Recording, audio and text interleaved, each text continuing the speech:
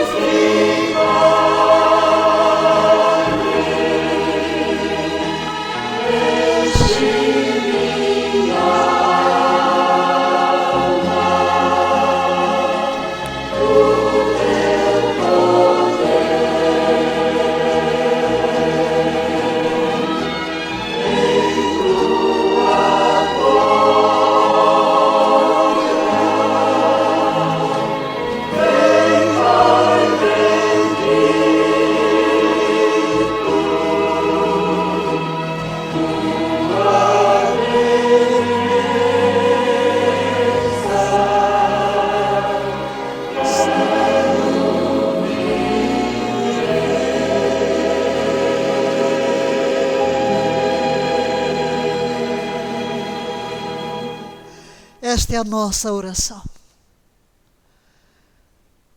Doce Espírito, forma Cristo em nós. Você pode dizer isto? Espírito Santo, forma Cristo em mim. Amém, queridos?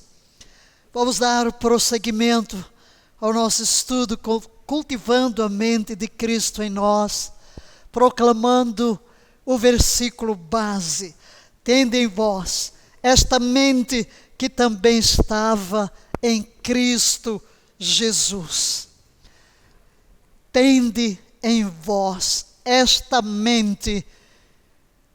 Estamos aqui estudando como cultivar esta mente de Cristo que é residente em nós.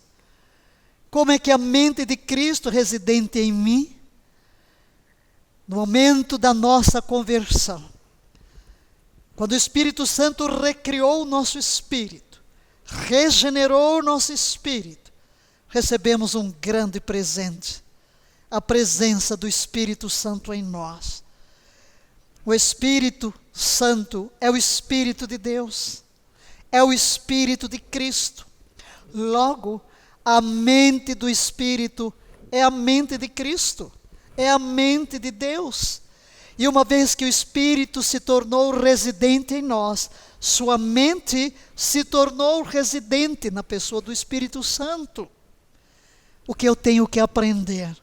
Alinhar meu modo de pensar com o modo de pensar de Jesus, que é o mesmo modo de pensar do Espírito Santo. Então, Cristo aqui é o nosso modelo.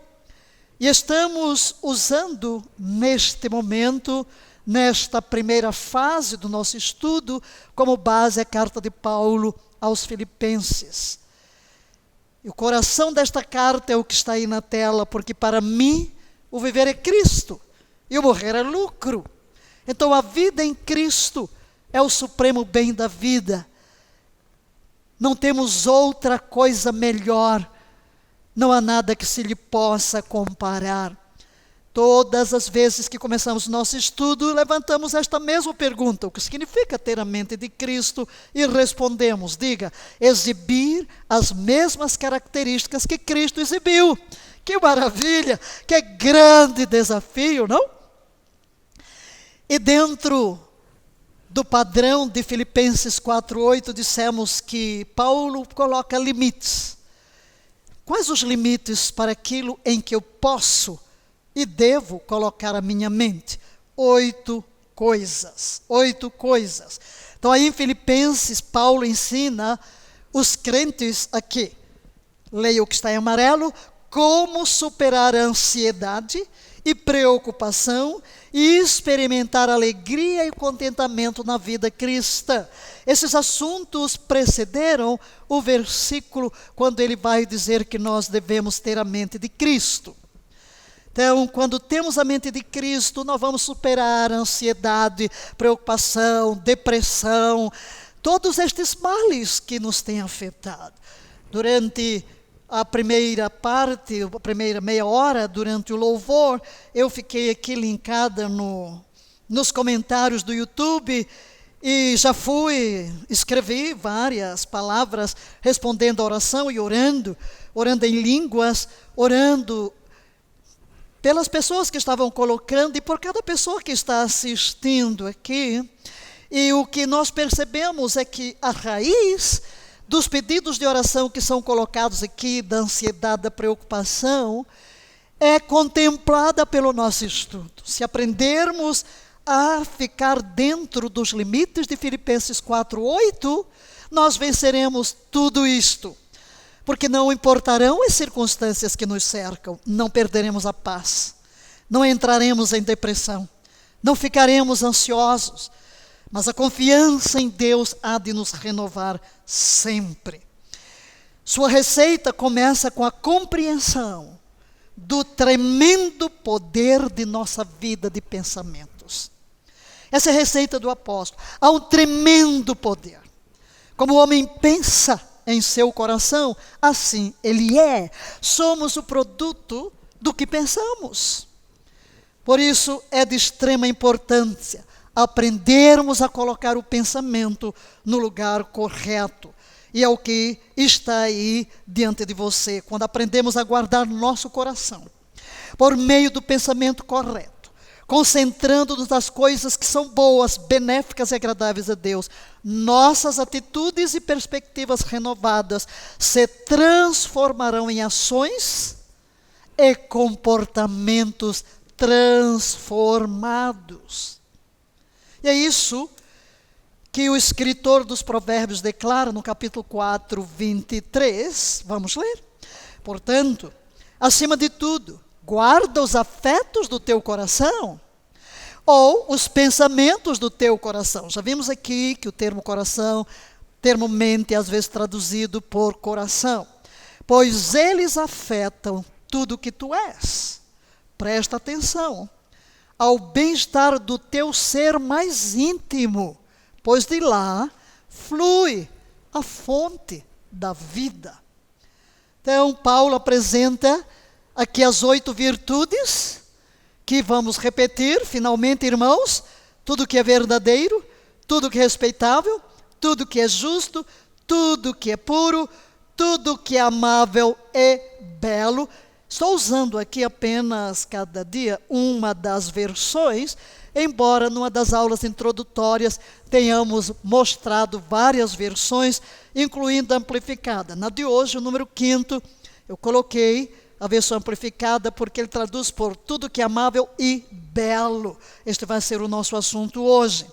E mais, tudo que é de boa fama, e se alguma virtude há, se algum louvor existe, seja isto o que ocupe o vosso pensamento. Seja isto o que ocupe o vosso pensamento. Não podemos permitir outra coisa que não esteja dentro desta esfera para dominar o nosso pensamento. Mas será que nós entendemos o que significa pensar sobre essas coisas? O que é que já vimos até aqui das 8 virtudes ou as 8 coisas? A primeira foi tudo que é verdadeiro, e aqui vamos dar apenas uma frasezinha para que você recorde. Tudo que é verdadeiro em oposição ao que é falso. Em oposição a tudo que é mentira. Tudo que é verdade em oposição ao que é desconectado da realidade. E vimos que a verdade é uma pessoa, esta pessoa é Jesus. E ele se expressa na sua palavra. Santifica-os na verdade, a tua palavra é a verdade. Em segundo lugar, vimos tudo que é honesto e nobre, em oposição ao que é frívolo. Em terceiro lugar, nós vimos tudo que é justo, em oposição ao que é injusto ou não, em conformidade com a vontade e o padrão de Deus. Na semana passada, vimos tudo que é puro, em oposição ao que é manchado, sujo, imoral, ou separado para impiedade, em vez de separado para Deus. Hoje vamos entrar no 5º, ainda dentro do puro, escrevemos mais um comentário. Precisamos estar constantemente avaliando nosso pensamento à luz da questão da pureza. O assunto da pureza foi mais extenso, e como é importante Porque a pureza centra-se na santidade de Deus, que é o atributo dos atributos. Não há qualquer mancha em Deus, não há qualquer sombra de pecado. E Jesus é a pureza em expressão. Olhamos para Ele, não havia dolo nenhum. Nele, na sua boca não se encontrou engano. E Ele mesmo se levanta no meio da multidão e diz: quem de vós me convence de pecado? Nenhum engano se encontrou nele. Mas hoje seja isto que ocupe o vosso pensamento. Tudo que é amável, e usando a tradução de amplificada, e belo. Tudo que é amável. É uma nova palavra e uma conotação interessante que vamos abordar agora. Deixe sua mente habitar. Quando o termo diz, seja isso que ocupe o vosso pensamento, é exatamente este sentido de habitação. Deixe sua mente habitar no que é puro, no que é verdadeiro, no que é justo, e hoje no que é amável, no que é belo. E esse deixe sua mente habitar, ou seja, isso que ocupe o vosso pensamento, ou nisso pensai, não é uma opção, é uma ordem, é um comando que nos é dado. A palavra é uma forma de logizomai, de onde obtemos nossa palavra lógica. Lógica. Seja isso em que concentra a sua mente, que habite a sua mente. Significa, leia o que está em amarelo, pensar, considerar, ponderar ou permanecer sobre. Que é o termo que estamos dando ênfase, deixar que isto habite, faça morada, faça residência permanente em nossa mente. É um comando no tempo presente, que significa que Deus quer que estejamos, leia o que está em amarelo, pensando continuamente, considerando, ponderando e insistindo nessas coisas. Para que nós possamos ser transformados, temos que nos debruçar sobre cada um destes elementos que estamos estudando. Agora olhemos para o termo, porque temos que entender o significado do termo.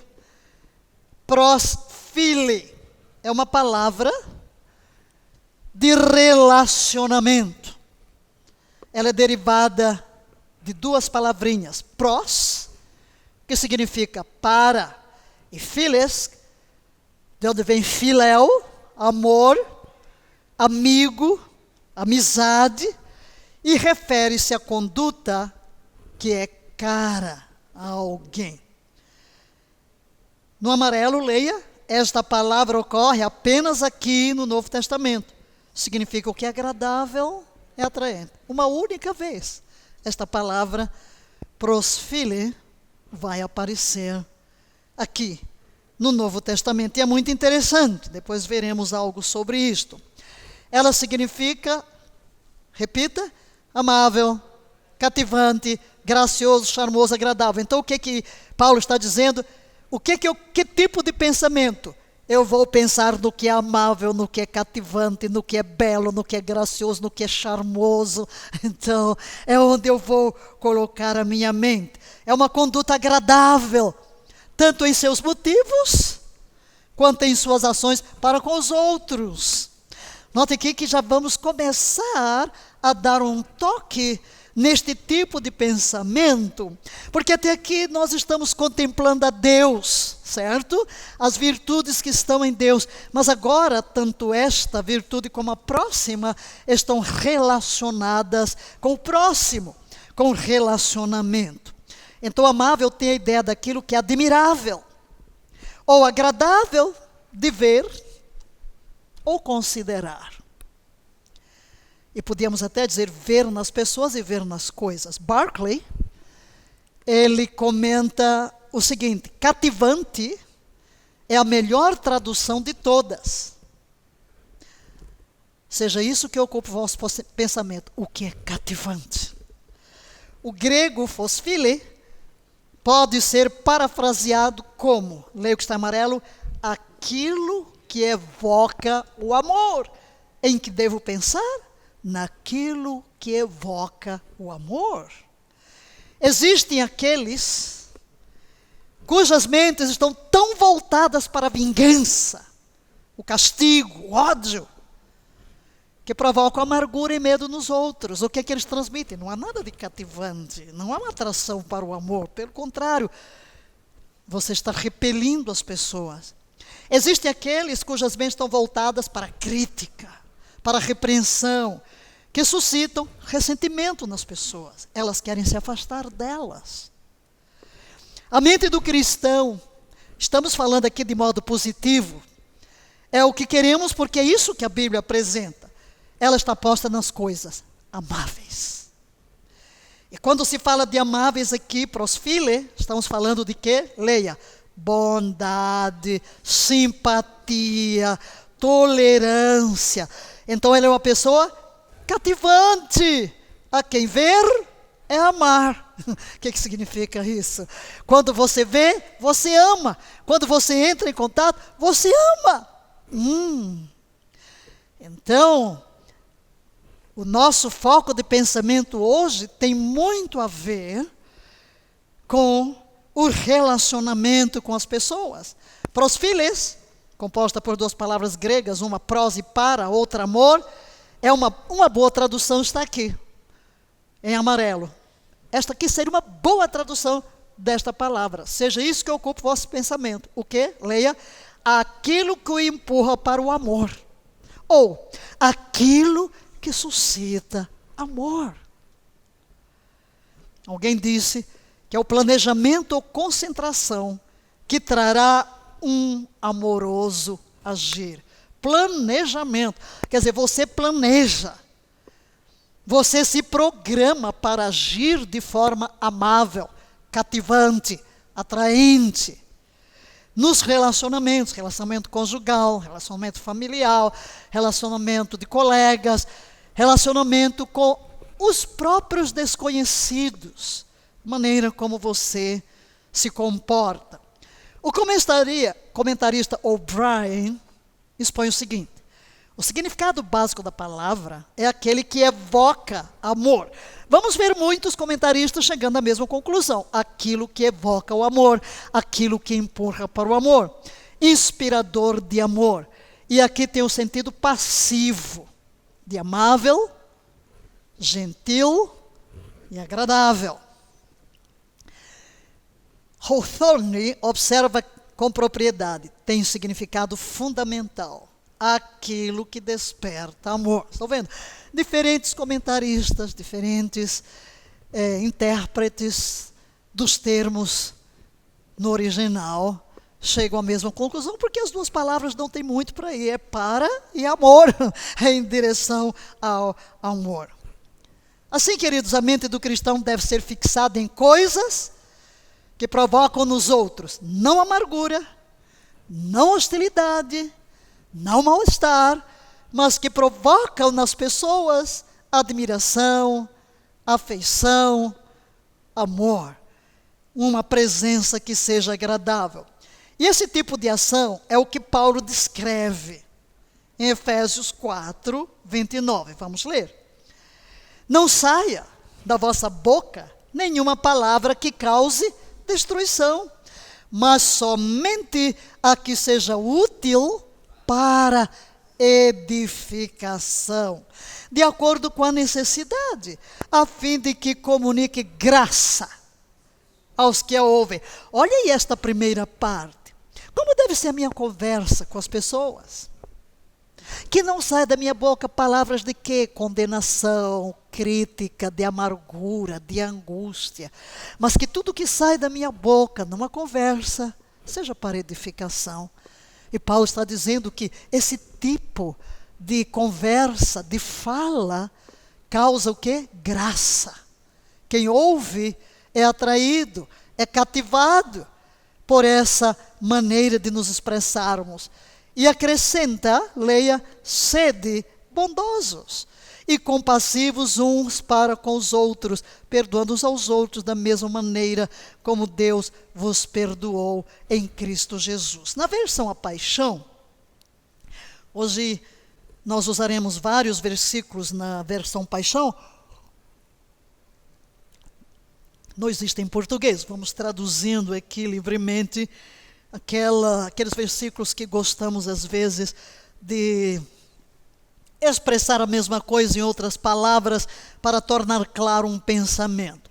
Nunca deixeis que palavras feias ou odiosas saiam de vossa boca, mas em vez disso, deixai vossas palavras se tornarem belos presentes. Olha que coisa linda. Suas palavras sejam belos presentes que encorajam os outros.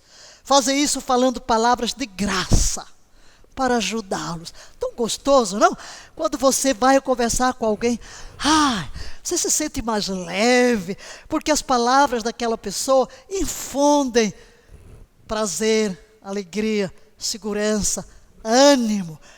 Você até relaxa, fica encorajado, até o semblante muda, não é?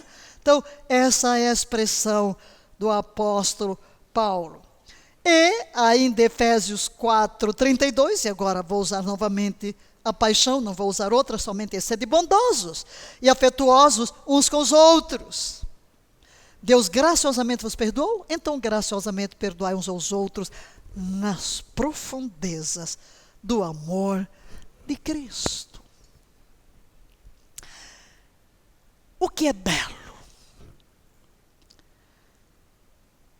É importante, queridos, que nós comecemos a mirar aquilo que é amável e belo. Eu li de alguém que foi ao hospital e verificou que tinha uma plantinha voltada para a janela. Eu não sei que planta era, mas eu coloquei aqui. Esta que está sempre buscando o sol, né? Girassol. Ela sempre, por isso que se chama gira-sol, porque ela vai sempre se virar para o sol.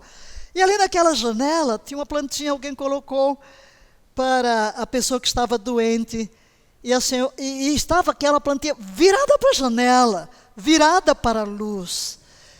E a pessoa enferma disse: eu já tentei tantas vezes, eu viro essa plantinha, quando eu vejo, ela já se virou para a luz. Porque ela não quer escuridão. Então há flores que estarão sempre buscando a luz. Elas não querem estar voltadas para a escuridão. Queridos, assim temos que ser nós. Vamos voltar o nosso olhar, não para o que é feio, não para o que é escuro, não para o que é deprimente, não para o que é nostálgico, mas vamos virar o nosso olhar sempre para a luz. Jesus é a luz do mundo. Quem me segue não andará em trevas. E quando eu começo a contemplar a Jesus, eu me deparo com o que é belo, com o que é esplêndido, maravilhoso, a expressão pura do que é amável. O Salmo 119, 37 declara: desvia meus olhos de contemplar o que é inútil. E na versão A Paixão, ajuda-me a desviar meus olhos das ilusões, para que eu busque apenas o que é verdadeiro, encharcar minha alma com vida, enquanto eu ando nos teus caminhos. Esse é o convite hoje, diante da virtude que estamos focando. Nem por um momento devemos permitir que os nossos olhos se inclinem para o que é pecaminoso. E podemos tirar algumas lições da flor, que busca sempre olhar para a luz. E a primeira é essa: nunca permitir olhar para qualquer mal, mas imediatamente afastar dele. Aquela florzinha, cada vez que era virada para a escuridão, ela recusava-se e voltava para a luz. Assim é o girassol. Ele vai sempre se voltando para o sol, de onde vai receber a sua luz, a sua beleza. Assim, a flor nos ensina que não vamos deter o nosso olhar no que é feio, e todo pecado é feio. Segundo, ceder a um ato pecaminoso de um momento é contaminar a alma. Não podemos ceder a qualquer coisa que nos desvia da luz. E em terceiro lugar, não permitir um pensamento profano em nossa mente, nem por um momento, queridos. Devemos voltar imediatamente o nosso rosto para Cristo, que é santo, que é puro, que é verdadeiro, que é perfeito, que é amável, que é belo. O salmista no Salmo 139, 37, na versão A Paixão, leia: recuso-me a olhar para o que é vulgar. Eu desprezo as obras de pessoas más, e qualquer coisa que afaste meu coração de ti. Não deixarei o mal me segurar com suas garras. Essa tem que ser a nossa determinação. Recuso-me a olhar para o que é vulgar, para o que é profano, para o que é feio. Jesus Cristo é inerentemente atraente. Por isso devemos pensar frequentemente em nosso amável Salvador, que se entregou por nós naquela cruz. Olhando para Jesus, diz o autor dos Hebreus, e o texto ali é fixando o olhar em Jesus, olhar fixamente para Jesus, o autor e o consumador da nossa fé. Deixar que todo o nosso ser, a nossa retina, se encha do contemplar dessa beleza inaudita.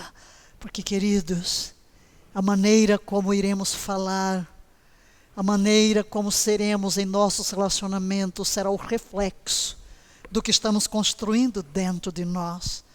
E não há forma de moldar o nosso mundo interior com o que é agradável, amável e belo, do que contemplando aquele que é a suprema beleza do universo, Jesus.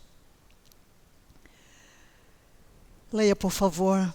Pensar no que é amável é pensar nas coisas que nos empurram para o coração e a natureza de Deus. Além disso, devo pensar no que a Bíblia diz que é agradável, que é amável e que é atraente. Se seja isso que ocupe o vosso pensamento, é o que é amável, atraente e belo, quando eu olho para a palavra de Deus, nela eu vou encontrar. Quanto mais eu medito nessa palavra, os meus pensamentos serão encharcados de quê? Do que é agradável, do que é atraente, do que é visível, do que é amável, do que é belo. Minha mente deve estar saturada com o seu tom, o tom da palavra, com o coração de Cristo, com o caráter de Deus, com a natureza de Deus. Leia, por favor, a última frase. O que quer que eu permita em minha mente deve fazer com que eu deseje mais e me apaixone por Ele em um nível mais profundo.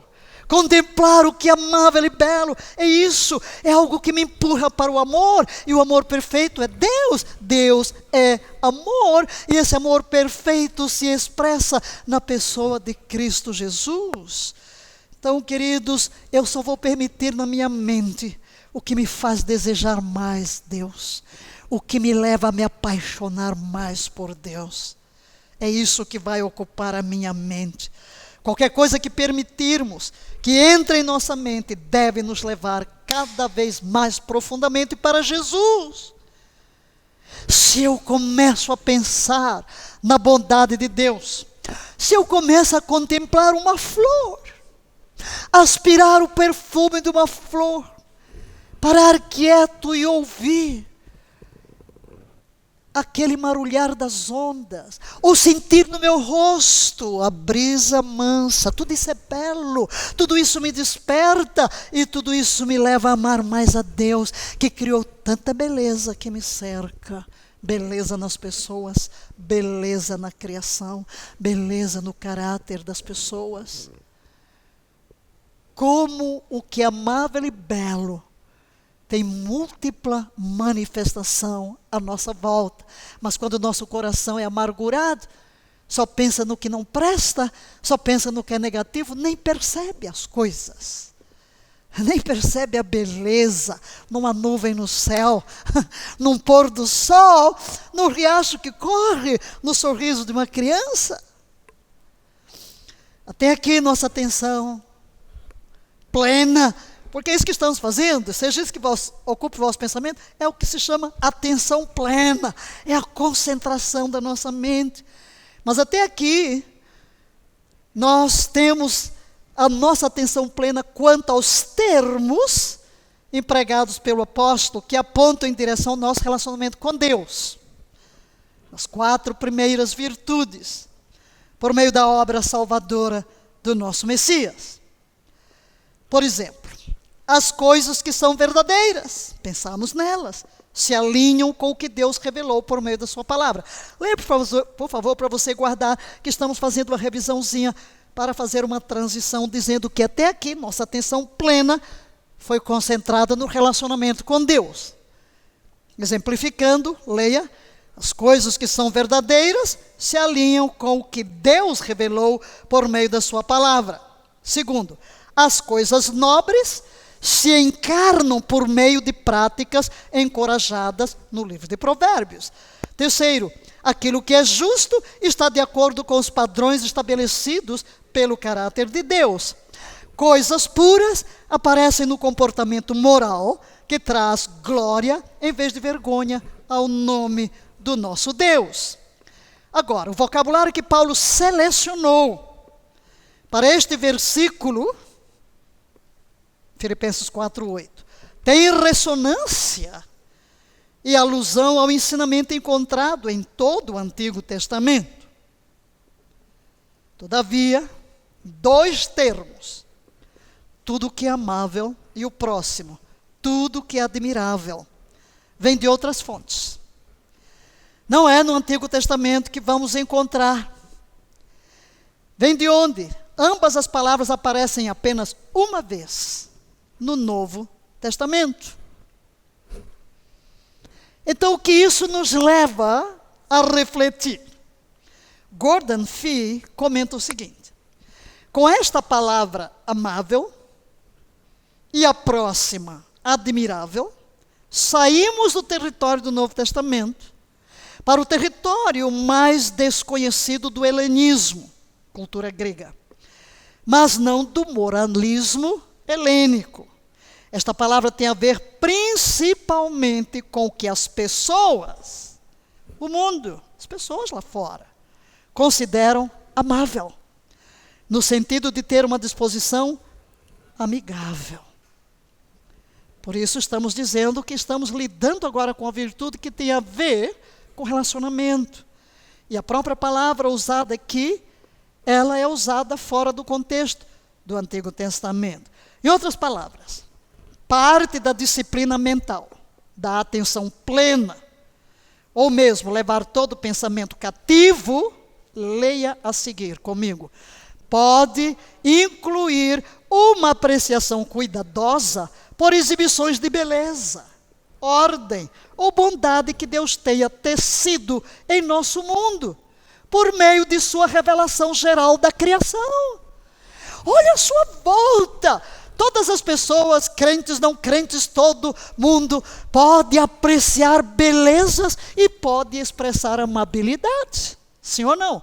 Então, na criação geral, não queremos colocar a criação, a revelação geral, nem sequer paralela à revelação de Deus. Mas, evidentemente, nós podemos apreciar as exibições de beleza nesta revelação geral. A própria Bíblia diz, Paulo fala isso em Romanos 1, que Deus se revelou através das coisas criadas. A glória de Deus. O salmista diz, os céus proclamam a glória de Deus. O firmamento anuncia as obras das suas mãos. Um dia faz declaração, outro dia, sem linguagem, sem fala, ouvem-se as suas vozes até os confins da terra. Então, sim, estamos diante dessa apreciação. Tudo que é amável e belo. E a partir daqui queremos nos concentrar no termo também belo. Tudo que é amável e belo. As nossas versões normalmente colocam amável e amplificada clássica. Tudo que é amável e belo. É interessante olhar para uma versão em inglês, né? Porque a palavra em inglês, lovely. E os ingleses usam muito lovely, love, amor. Mas tudo é lovely, uma coisa é bonita, diz lovely. Tudo é bonito. Wow, lovely. Tudo é lovely. Nós aqui em português, quando dizemos amável, parece que a gente limita muito a palavra o amável apenas entre as pessoas. Mas aí por isso incluímos o belo. Isto é belo. A gente não diria, a flor é amável, como os ingleses dizem, lovely flower, lovely person. Então, mas, por isso, em português, eu vou usar o termo belo, né? Que é o que usa a versão amplificada, para dizer a você que o contemplar o belo nos torna mais suaves. E nos torna mais amáveis no relacionamento. Quando você pensa em coisas lovely, belas, o que você pensa? Nas montanhas. Uau, eu fechei os olhos, eu fui a Hanikra, eu fui lá em Israel. Aquelas ondas que abriram aqueles canais nas pedras, que coisa mais linda. Você pensa na criação de Deus tão bela, nas flores num campo verdejante, as flores silvestres, os picos das montanhas. Talvez você pense num pôr do sol, enfim, uma obra-prima de arte, uma música de Beethoven, um aleluia de Handel. Tudo isso é belo, tudo isso é belo. Comentarista prossegue dizendo, aqui está a palavra, esta palavra no grego, que lança a rede amplamente, de modo a incluir a conduta que tem pouco a ver com a moralidade em si, mas é reconhecida como admirável pelo mundo em geral. Na linguagem comum, essa palavra poderia se referir a uma sinfonia de Beethoven, bem como a obra de Madre Teresa entre os pobres de Calcutá. O primeiro é belo e agradável. O último é admirável, bem como moral. O que quer dizer? Que nesta palavra se inclui tanta beleza que você contempla na natureza, numa peça, numa música, num teatro, num drama, quanto a beleza moral expressa por alguém. Leia, por favor, o comentário. A palavra grega para prosfiles tem ainda a ideia de um presente, uma oferta aceitável, uma atitude amigável para com uma pessoa, ter afeição, por. Tudo isso está expresso nesta palavra. Pode ter um sentido tanto de afeto fraterno, como também curtir as pequenas coisas que Deus criou e nos deu para desfrutar, queridos. É tão fácil sentir-se triste, derrotado ou desamparado quando olhamos para as coisas feias da vida, não? Ai, tudo feio, tudo morto, tudo desorganizado, tudo sujo, tudo desarrumado. Traz uma sensação, né, de mal-estar. Mas não é nisso que Deus quer que nos concentremos. Nós podemos nos concentrar no belo. Quando você está caminhando, por exemplo, num parque, você aproveita aquele tempo para contemplar o que é belo. Ai, tem tanta beleza, não? Quanta beleza, o passarinho que canta, o que voa para ali, e a água que está correndo. Aquelas crianças, meu Deus do céu, aquelas crianças que passam sorrindo, brincando, correndo. Você olha aquela família ali reunida, sentada, fazendo um piquenique. Tudo é belo. Tudo é belo. Olha para as nuvens, olha para os matizes de verde. Que delícia. Como tudo isso contemplar o reviver da relva. Aqui mesmo em Brasil, eu moro na frente do parque e gosto de caminhar na grama, correr na grama e depois correr na areia. Mas de repente tudo seco, seco, seco. Mesmo assim, ainda andei na grama molhada. Seca, seca. Mas uma chuva só. E você vê o verdinho. Que coisa bela. Que coisa bela.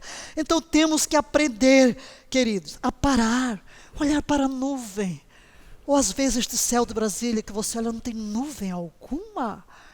Tanta coisa bela, precisamos aprender a desfrutar. Que isso ocupe o nosso pensamento. Vocês dizem, Valnice, estamos desenvolvendo a mente de Cristo com tudo isso. Sim, senhores. Sim, senhores, foi Deus que criou tudo isso. É a beleza. Quanto mais você contempla o belo por dentro, por fora, e olha para a suprema beleza, você se torna mais amável, mais terno, mais doce, mais cativante. É tão bom a gente encontrar pessoas cativantes, né? Ah, que bom. Quando você vai, por exemplo, ao médico, que o médico está com a cara de poucos amigos, que você... Você não quer mais voltar, não é? Quer?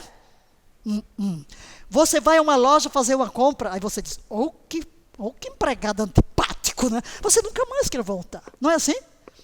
Mas quando você se depara com alguém tão cativante, não é? Um dia desses eu escrevi um comentário lá no Instagram da minha dermatologista.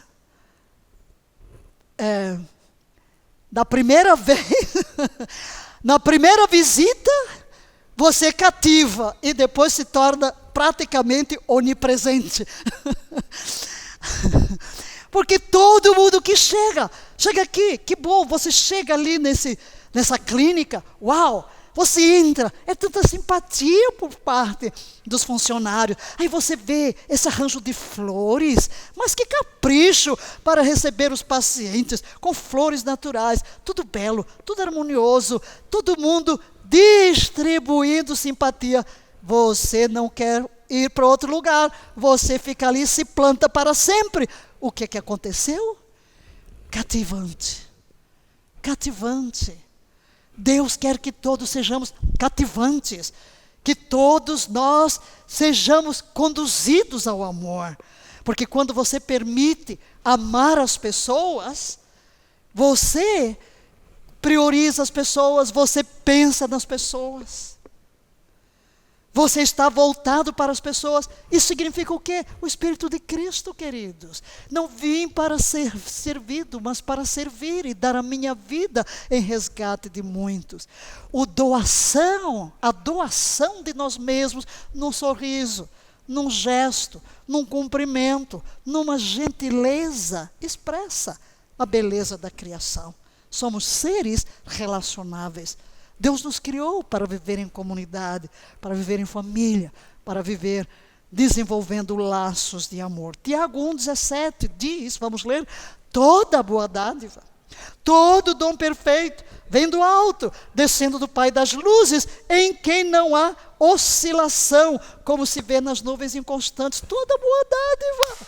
O que eu encontro à minha volta que é uma boa dádiva? Vem de Deus. Vem de Deus. Seja a flor que me foi dada, seja a grama na qual caminho, seja a pessoa, seja o profissional, seja o amigo, seja o parente, seja o irmão, toda boa dádiva desce do Pai das luzes. Portanto, queridos, devemos amar o que Deus ama. Amém? Amar o que Deus ama. Encher o nosso pensamento de amor. E vou ler aqui o texto de Paulo, em 1 Tessalonicenses 4, 9 e 10, no que se refere ao amor fraternal. Entretanto, não há necessidade de que eu vos escreva, porquanto vós mesmos estáis por Deus instruídos que deveis amar-vos uns aos outros. E na verdade estáis praticando essa ordem, mesmo para com todos os irmãos em toda a Macedônia. Todavia vos encorajamos, queridos irmãos, leio o que está amarelo, que vos aperfeiçoeis nisto cada vez mais. Em que? No amor fraternal. Seja isso que ocupe o vosso pensamento. Amar as pessoas, ver o belo das pessoas. Todo mundo tem algo de belo.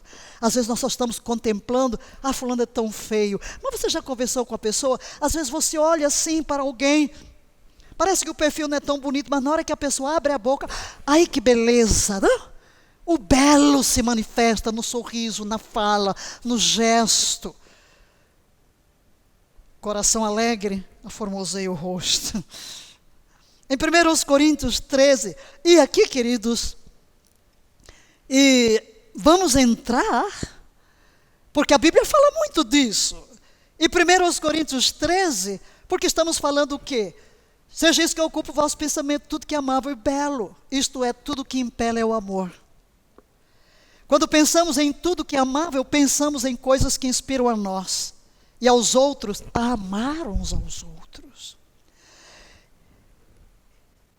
Vamos ler o texto e coloquei aqui um embaixo do outro para você ver as marcas deste amor que Deus quer que vivamos. Porque se isso encher a nossa mente e o nosso coração, nós estaremos refletindo Cristo. Então vamos ler.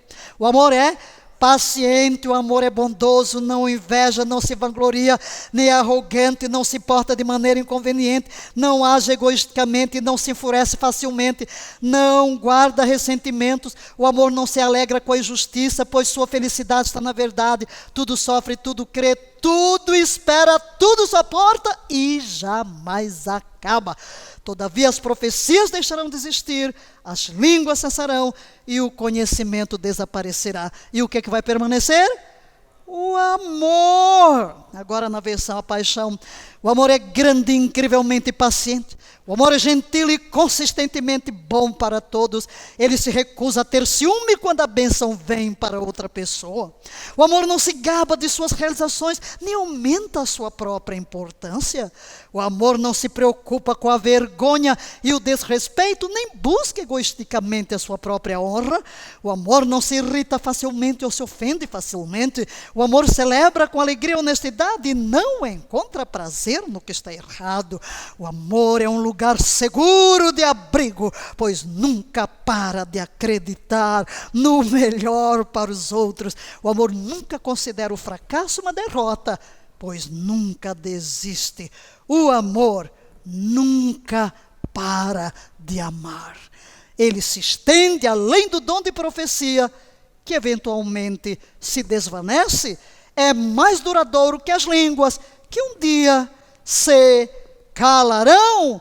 O amor permanece muito depois das palavras de conhecimento serem esquecidas. Todas as virtudes, todos os dons passarão. O amor permanecerá para sempre. Diga, o amor jamais acaba. O amor jamais acaba. Querido, Jesus Cristo é a nossa maior inspiração para pensar em tudo que é amável. É Ele que me inspira. Aleluia. Leiamos alguns textos aqui. 1 de João, nisto conhecemos todo o significado do amor. Cristo deu a sua vida por nós e devemos dar a nossa vida por nossos irmãos. Se alguém possuir recursos materiais e observando seu irmão passando necessidade e não se compadecer dele, como é possível permanecer nele o amor de Deus? Filhinhos, não amemos de palavras nem de boca, mas sim de atitudes e em verdade. Apenas verso 18, na versão Paixão. Amados filhos, nosso amor não pode ser uma teoria abstrata, da qual apenas falamos, mas um modo de vida, demonstrado por meio de nossos atos de amor. João 13, desta vez é Jesus. Um novo mandamento vos dou, que vos ameis uns aos outros. Em que medida? Assim como eu vos amo. Você já pensou, se não nos amamos uns aos outros, seremos amáveis. Vamos apreciar nas pessoas o que é belo e não os seus defeitos. Que dessa mesma maneira tenhas amor uns para com os outros. Através deste testemunho, todos reconhecerão que sois meus discípulos. Então a grande marca do discípulo é o amor. Se vos amardes uns aos outros. Então, queridos, meditar em ideias que inspiram amor, unidade, paz, alinha-nos com o ensino do Senhor Jesus sobre o maior de todos os mandamentos que vamos ler agora juntos. Amarás o Senhor teu Deus de todo o teu coração, de toda a tua alma, com toda a tua inteligência. Este é o primeiro e maior dos mandamentos. Segundo, semelhante a este, é: amarás ao teu próximo como a ti mesmo. A estes 2 mandamentos estão sujeitos toda a lei e os profetas. Ama o Senhor teu Deus, na versão Paixão. Ama o Senhor teu Deus com quê? Com toda a paixão do coração, com toda a energia do teu ser e com todo o pensamento que está dentro de ti. Este é o grande e supremo mandamento. Então está em linha com isso. E esse amor de Deus em nós há de se manifestar para com os outros. Paulo ilustrou ainda como amar os outros. Cumpre todos os requisitos da lei de Deus. Ele diz: a ninguém fiqueis devendo coisa alguma, a não ser o amor fraterno, com que deveis vos amar uns aos outros, pois aquele que ama seu próximo tem cumprido a lei. Porquanto os mandamentos: não adulterarás, não matarás, não furtarás, não cobiçarás, bem como qualquer outro preceito, leia, todos se resumem neste mandamento: amarás o teu próximo como a ti mesmo. O amor não faz mal contra o próximo, portanto, o amor é o cumprimento da lei. Mexer em noções triviais, rancorosas, amargas, prejudiciais sobre as outras pessoas, só vai atrapalhar o processo de permitir que Deus nos transforme num tipo de pessoa que expressa o grande amor de Deus revelado em Cristo. Querido, Jesus, Cristo, é a nossa maior inspiração para pensar no que é belo. Tudo que é amável, tudo que é belo. O Salmo 45 é um salmo de casamento. E ele assim se expressa. Leiamos os 2 primeiros versículos. O meu coração transborda de boas palavras. Dirijo os meus versos ao rei. A minha língua é qual pena de um hábil escriba. Tu és o mais formoso dos filhos dos homens. A graça se derramou nos teus lábios. Por isso Deus te abençoou para sempre. Evidentemente, o casamento é apresentado como um simbolismo da união entre Cristo e a sua igreja. Mas aqui está Jesus, o rei. Jesus aqui o noivo. Tu és o mais formoso dos filhos dos homens. É o que é belo. É o que é belo. Agostinho, o bispo de Hipona, chamado Santo Agostinho, ao comentar sobre esta canção de amor, na canção do casamento real que conhecemos como Salmo 49, há um livro dele, sobre a beleza de Cristo. Mas aqui está uma frase dele, leia comigo. Ele, então, Jesus, é lindo no céu, lindo na terra, lindo no ventre, lindo nos braços de seus pais, belo em seus milagres, belo sobre o flagelo, lindo quando convidando a vida, lindo na postura em sua vida, belo em retomar, lindo na cruz, lindo no sepulcro, lindo no céu. Em outras palavras, ele é a suprema expressão de beleza.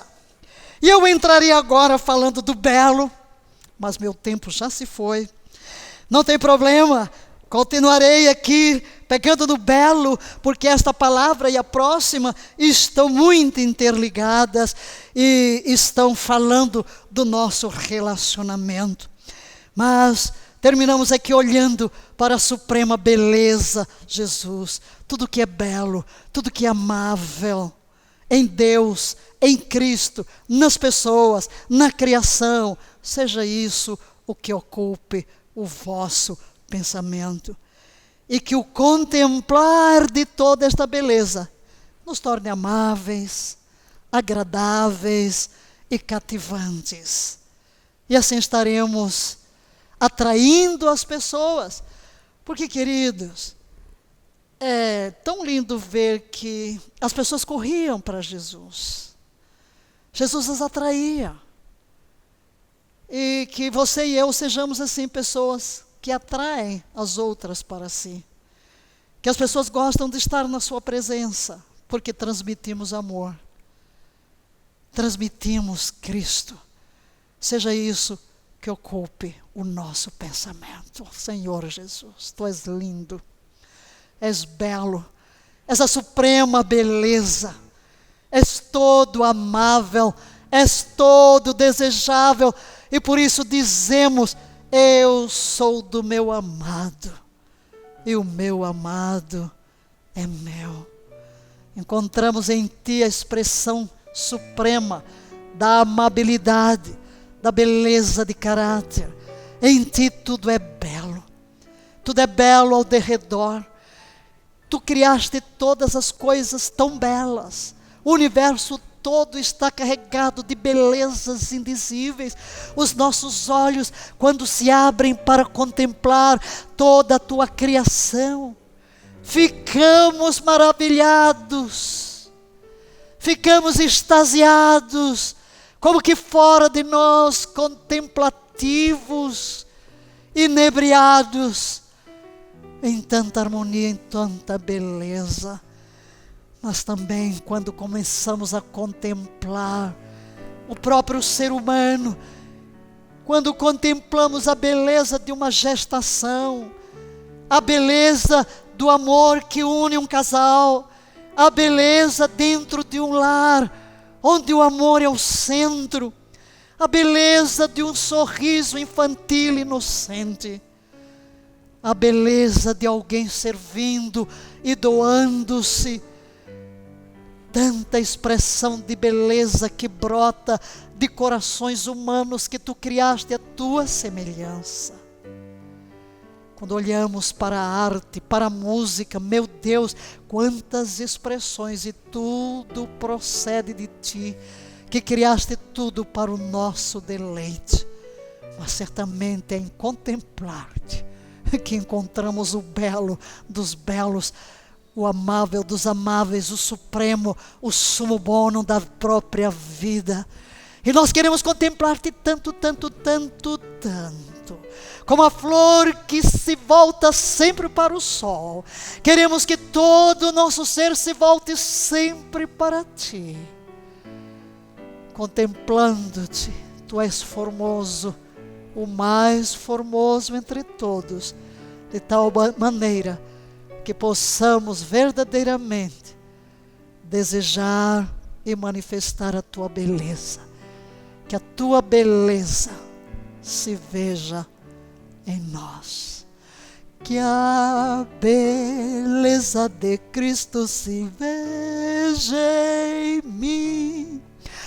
Toda a Sua admirável pureza e amor. Esta é a sua oração?